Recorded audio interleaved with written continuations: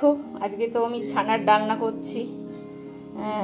আমি ছানাটাকে দুধটাকে দিয়ে ছানাটা ফাটিয়ে নিয়েছি ঘরে, আর একটু আলু ডুমো ডুমো করে কেটে নিয়েছি, একটু আদা বাটা নিয়েছি।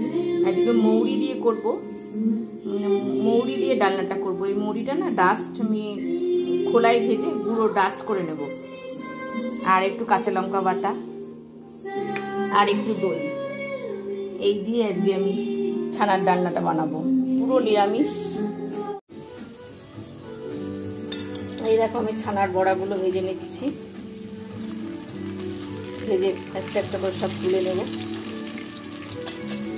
একটু বেসন, নুন, হলুদ আর একটু খাবার সোডা দিয়ে আমি বড়াগুলো ভেজে নিচ্ছি।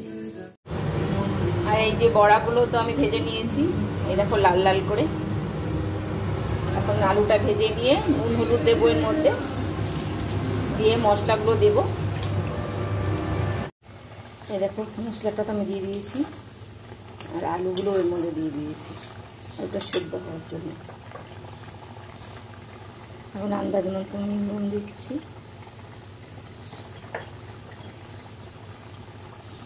হলুদ দিচ্ছি,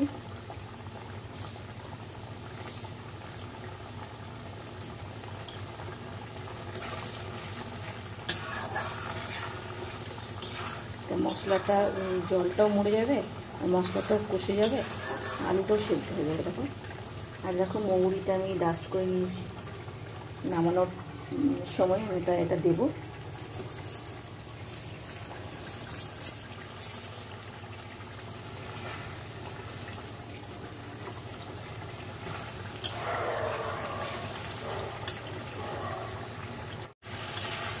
এই দেখো এটা থেকে কষা কষা হয়ে গেছে, এবার মধ্যে আমি বড়াগুলো সব দিয়ে দেবো।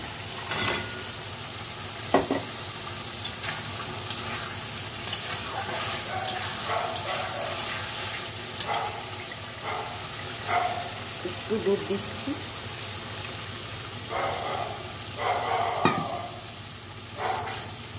কালারটা ভালো আসার জন্য।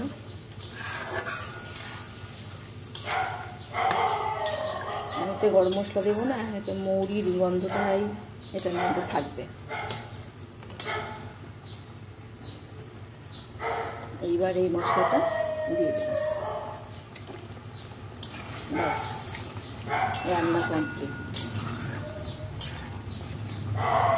দেখো আলুও সেদ্ধ হয়ে গেছে, এই দেখো আলুগুলো ভালো সেদ্ধ হয়ে গেছে।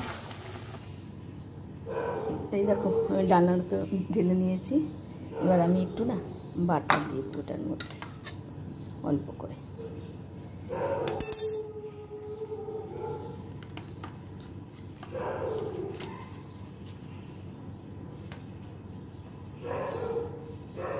এইটুকু বাটার দিয়ে দিলাম, এবার এটা মেল্ট হয়ে যাবে। কেমন হয়েছে বলো তোমরা আমার মৌরি দিয়ে ডালনা, ছানার ডালনা? তোমরাও বাড়িতে ট্রাই করো, কেমন লাগলো বলবে।